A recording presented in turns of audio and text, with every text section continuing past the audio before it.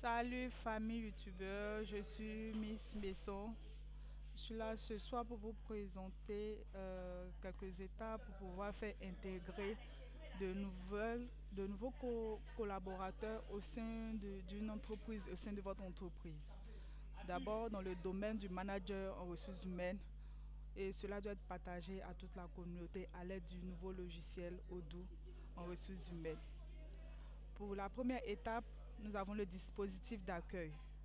Le dispositif d'accueil consiste à anticiper la gestion administrative du futur salarié, organiser l'intégration dans l'entreprise et utiliser les outils digitaux pour optimiser le onboarding.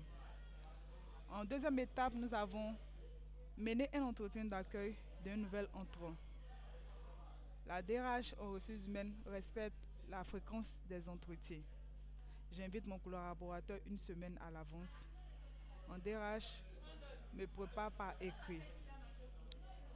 Le directeur des ressources humaines respecte la chronologie des questions. Le directeur des ressources humaines remplit le plan d'action. Le directeur des ressources humaines met à jour ses données personnelles. Le directeur des ressources humaines fait valider le compte rendu par mon collaborateur. Pour la troisième étape, nous avons informé le nouveau recruté sur les conditions d'emploi.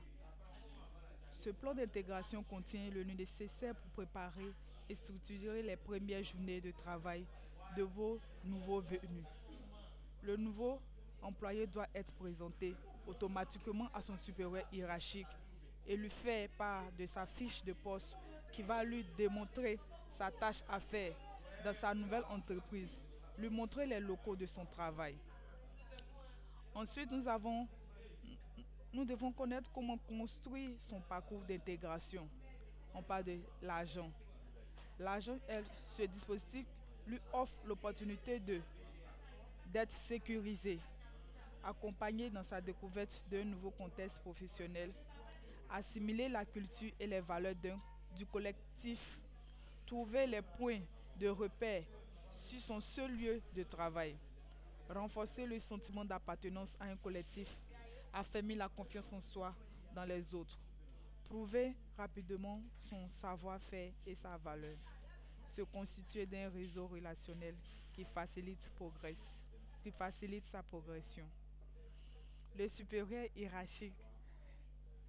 Le supérieur hiérarchique, ce processus d'intégration lui permet de limiter les aléas inhérents à ce type de situation, sécuriser l'agent dans cette phase, cerner les potentiels du nouvel arrivant, organiser un dispositif de professionnalisation en conséquence, accélérer son intégration dans le collectif de travail, éviter les incompréhensions entre le nouvel arrivant et le collectif.